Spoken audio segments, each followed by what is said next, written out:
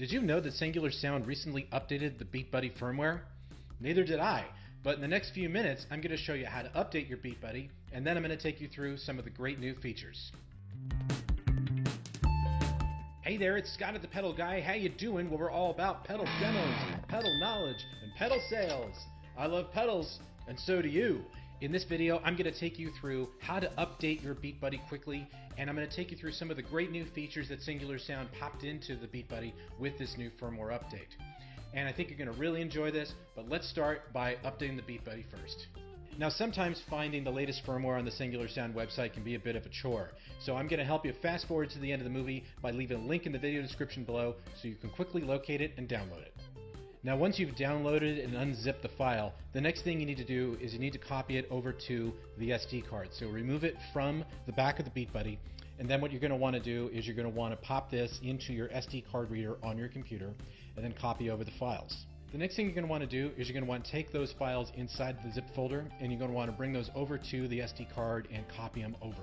Now, you just want to make sure that you don't drop it into the folders on the SD card. Just make sure it's on the top level of the directory. Now, once you've copied those files over, take that SD card out of your computer, go back over to the Beatbuddy, pop it back into the back of the Beatbuddy, plug it in, and it should start updating. Now, you want to make sure, of course, that while this is happening, make sure that you don't unplug the Beatbuddy or anything like that at all. Let the firmware update process complete, and then you're good to go. And that's all there is to updating the Beatbuddy. Now I'm going to take you through a couple of the new features that were introduced with this firmware. The first feature I'm going to show you is the ability to toggle between mono and stereo. And this is incredibly useful if you're working in a live environment where there isn't a stereo system available to you. This way you can play it all back in mono, and it just makes it sound a bit better.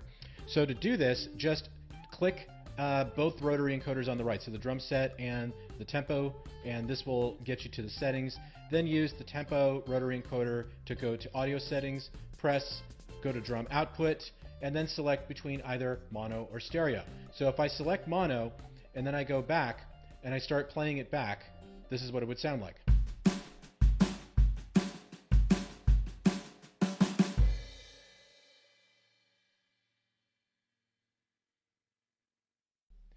But if I'm playing it in stereo, it's going to sound a whole lot better. So if you're in a studio environment, this actually works a little better for you.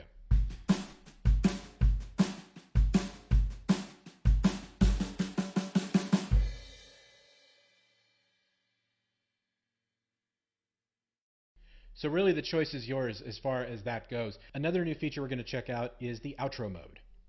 So by default, when your song starts playing back, you get your intro fill, the song starts playing, and if you want it to stop, just double tap the main foot switch and you get an outro fill. But what if you didn't want that? Well, press both the drum set and tempo rotary encoders quickly and then go down to main pedal. And from here, you can go to outro mode and you can disable this. So go back out to the song again. Let's get it playing back again. Double tap, and it simply stops playing when it reaches the end of the measure.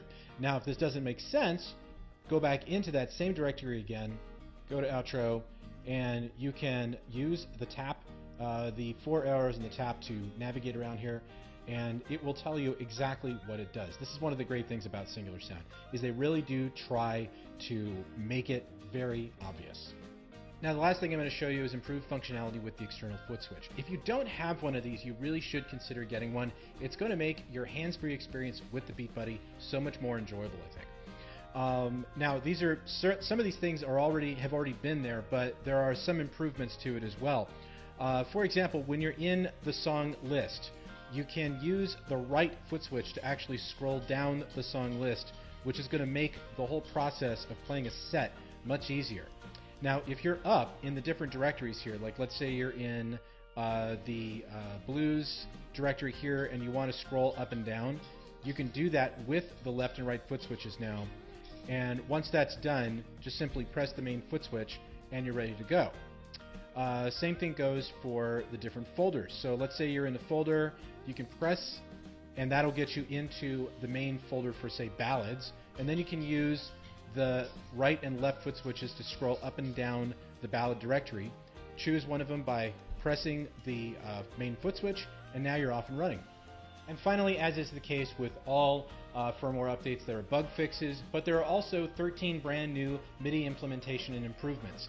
And we're not going to cover them here, but if that's something you want to see, use the comment section below and let me know, and I'll consider it for a future video. I hope you found this video helpful. We'll see you soon. Well, thanks for stopping by. I hope you enjoyed this video. If you have any further questions, be sure to visit us at thepedalguide.com. But in the meantime, follow us on Facebook. Follow us on Instagram, and also be sure to subscribe to our YouTube channel for weekly videos and tutorials.